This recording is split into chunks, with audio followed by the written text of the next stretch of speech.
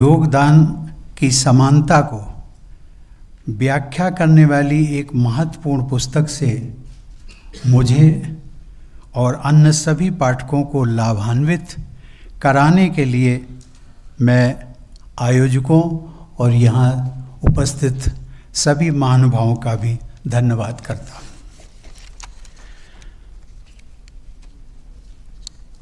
देवी और सज्जनों, blue craft digital foundation द्वारा लिखित एवं संकलित पुस्तक जिसका आज विमोचन हुआ है, ये अवसर मुझे मिला। मैं इसके लिए आयोजकों का बहुत बहुत आभारी हूँ और विमोचन करते हुए मुझे प्रसन्नता भी हुई। इस पुस्तक के प्रभावशाली संकलन के लिए मैं ब्लू क्राफ्ट डिजिटल फाउंडेशन तथा पुस्तक के प्रकाशक प्रभात प्रकाशन की भी सराहना करता हूँ। इस पुस्तक की भूमिका राज्यसभा सांसद श्री इलैयाराजा द्वारा लिखी गई।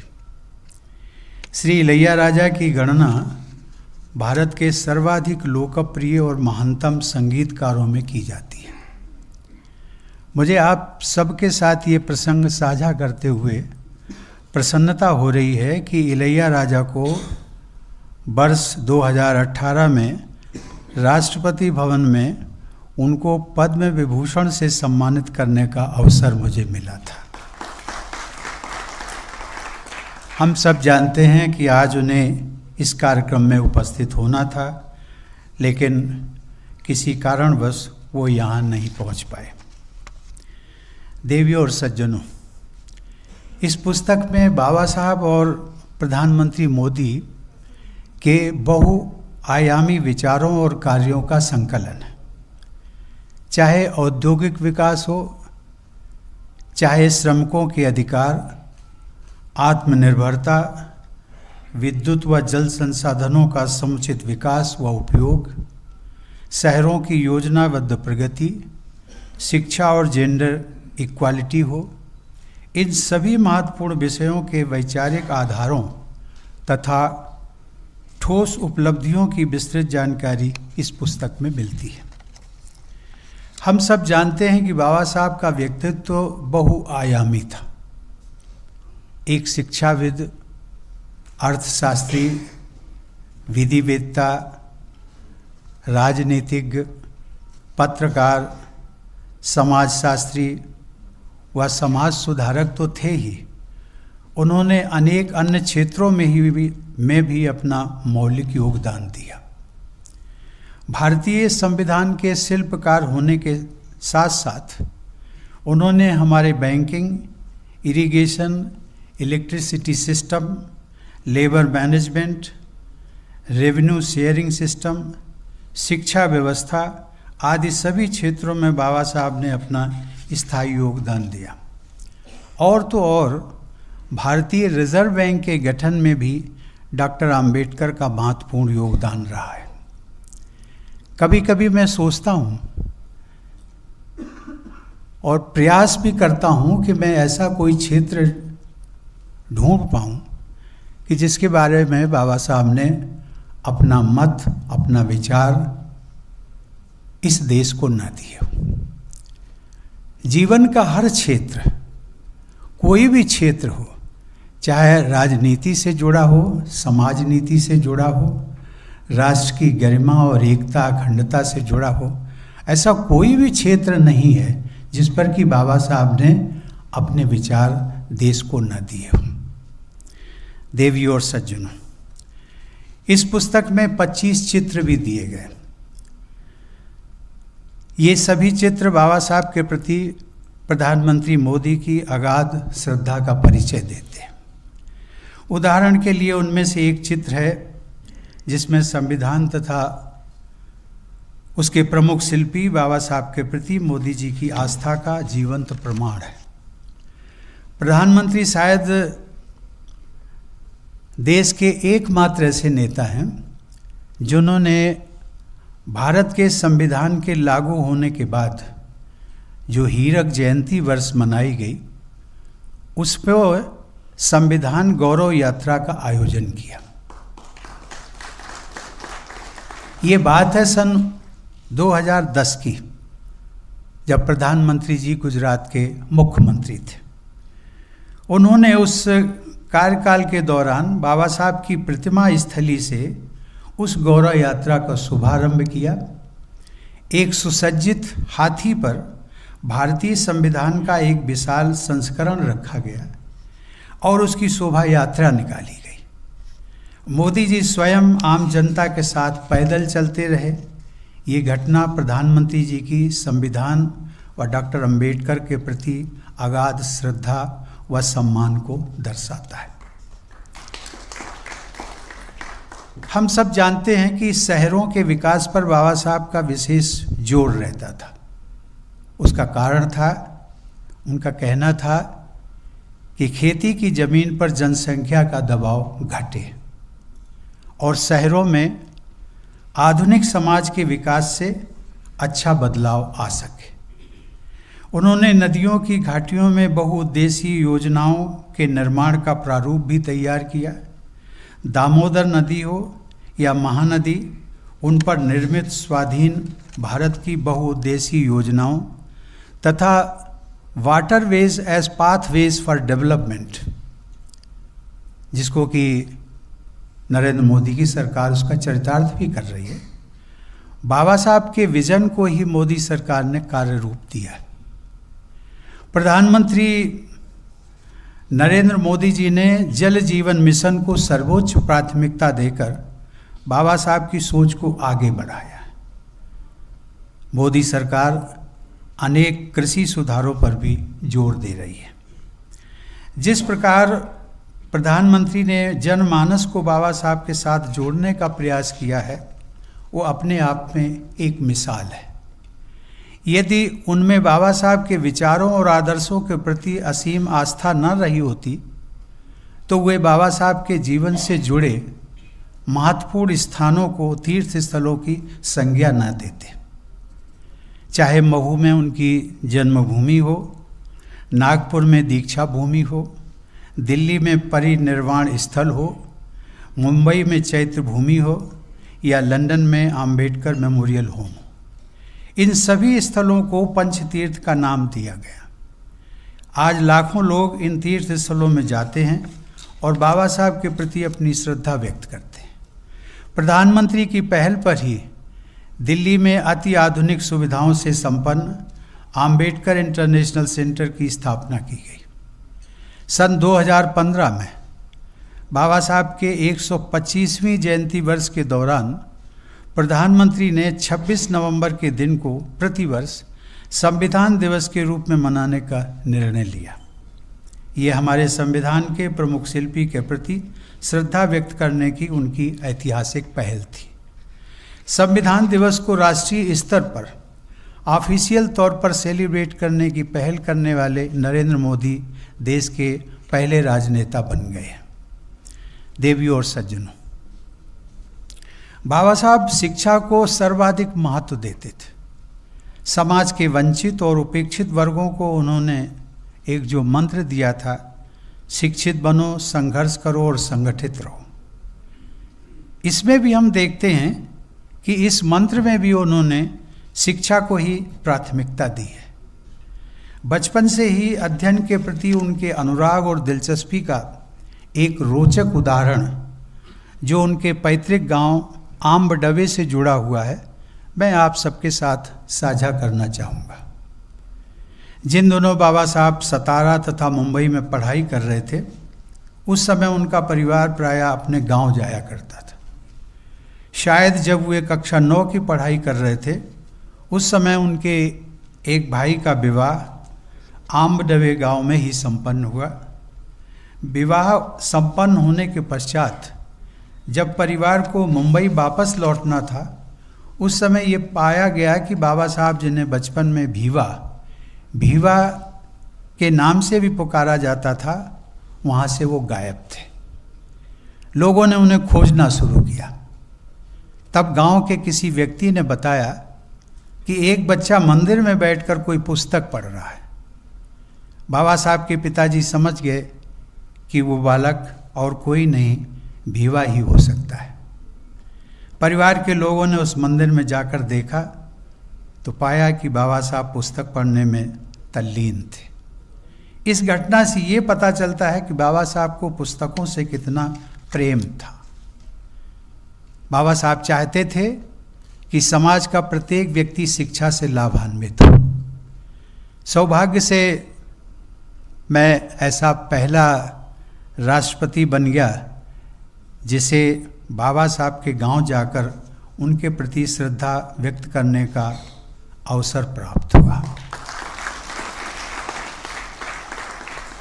नरेंद्र मोदी सरकार का भी प्रयास है कि सबको शिक्षा मिले और अच्छी शिक्षा मिले। राष्ट्रीय शिक्षा नीति 2020 के तहत बाबा साहब के विचारों के अनुरूप भारतीयता पर आधारित मातृभाषा में शिक्षा सबको सुलभ हो, यह प्रयास भी किया जा रहा है।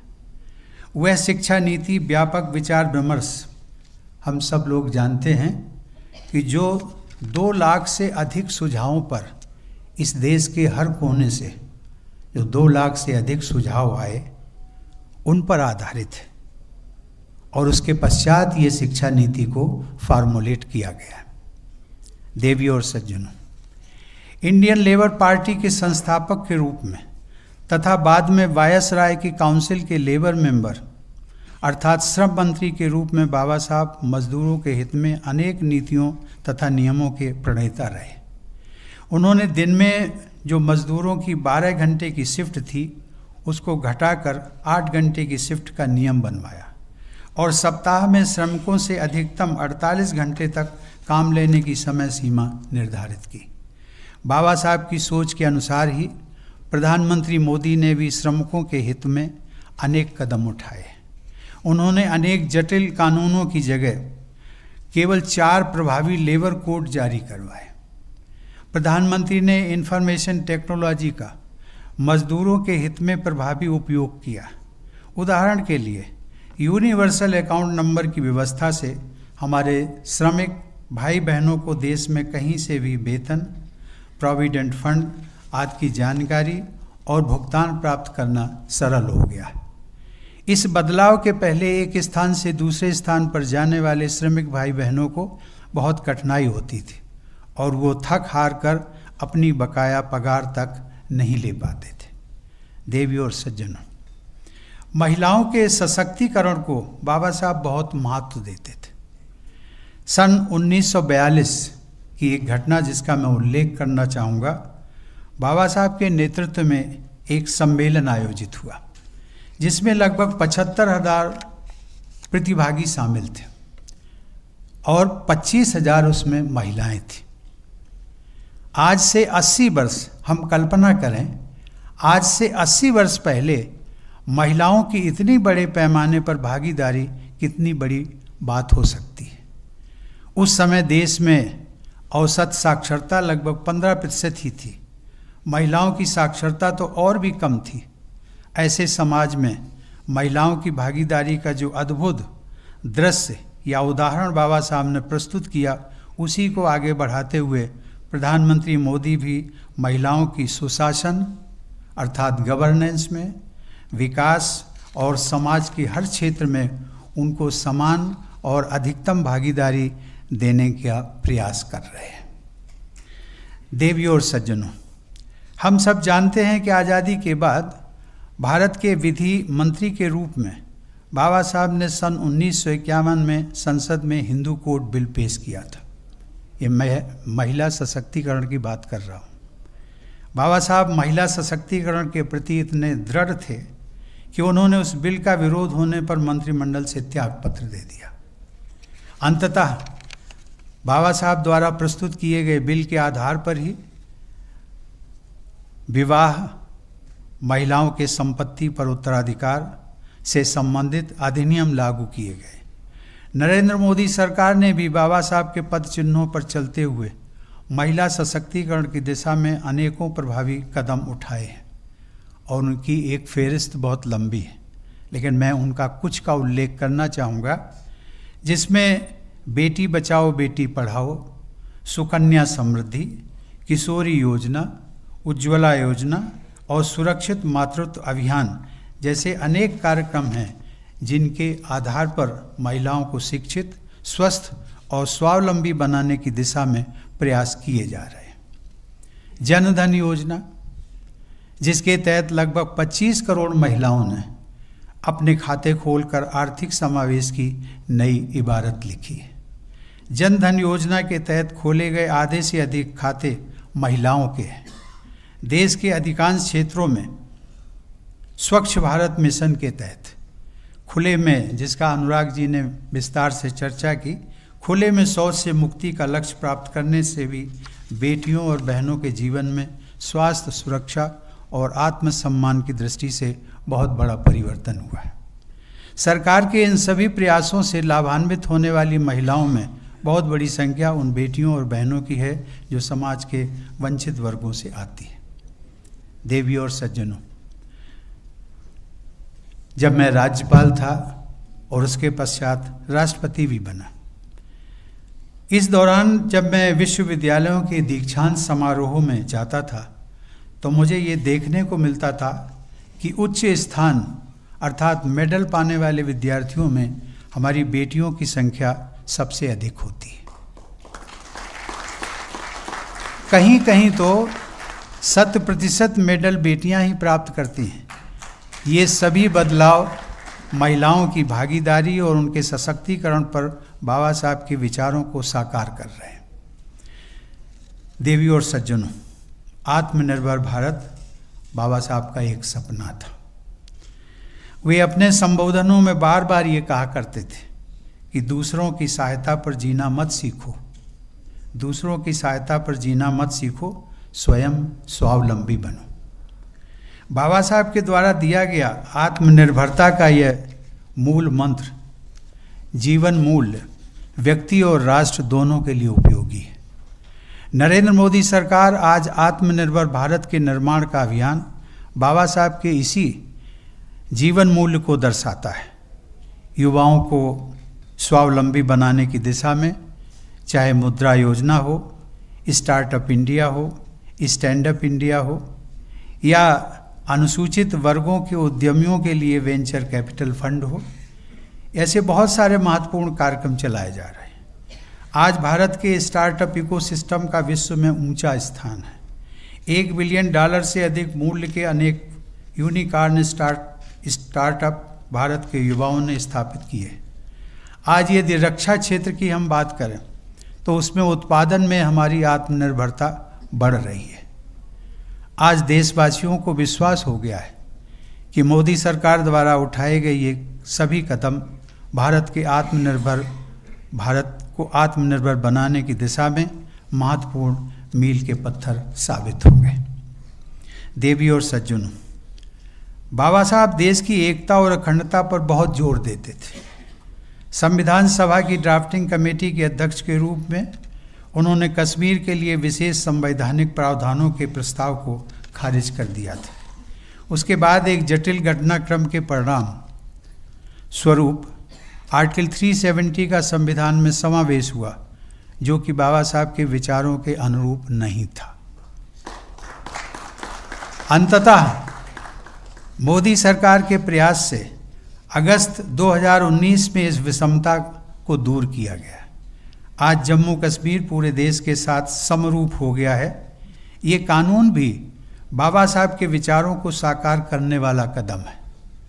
सौभाग्य से राष्ट्रपति के रूप में मुझे उस ऐतिहासिक आदेश को अनुमोदन प्रदान करने का अवसर भी मिला।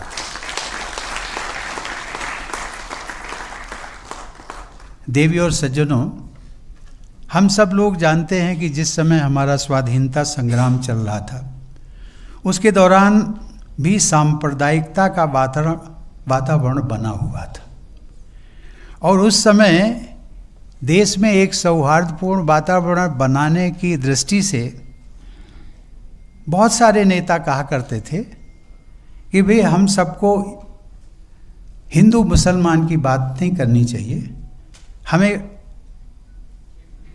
सबसे पहले कहना चाहिए कि हम सबसे पहले भारतीय हैं, बाद में हिंदू हैं या मुसलमान हैं, सिख है, ईसाई है। लेकिन बाबा साहब की सोच इससे भी ऊंची थी और वो कहते थे कि इसके स्थान पर हमें ये कहना चाहिए कि हम पहले भी भारतीय थे, बाद में भी भारतीय हैं और अंत में भी भारतीय हैं।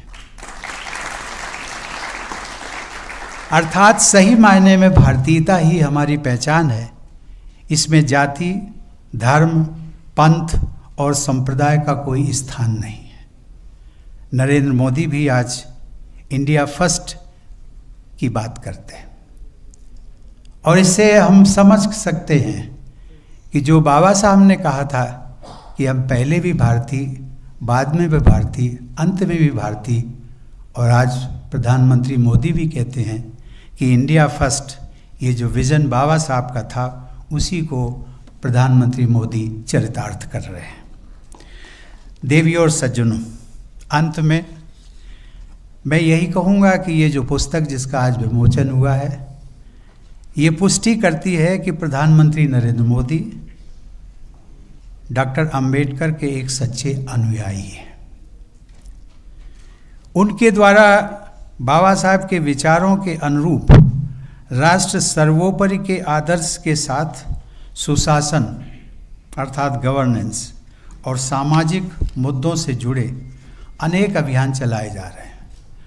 मुझे विश्वास है कि प्रधानमंत्री नरेंद्र मोदी बाबा साहब के सपनों के भारत का निर्माण करते हुए अपने समतामूलक व सर्वसमावेशी सिद्धांतों को निरंतर कार्य रूप देते रहेंगे। मैं पुनः इस पुस्तक के विमोचन के अवसर पर आप सभी महानुभावों को धन्यवाद देते हुए अपनी बात समाप्त करता हूँ। जय हिंद।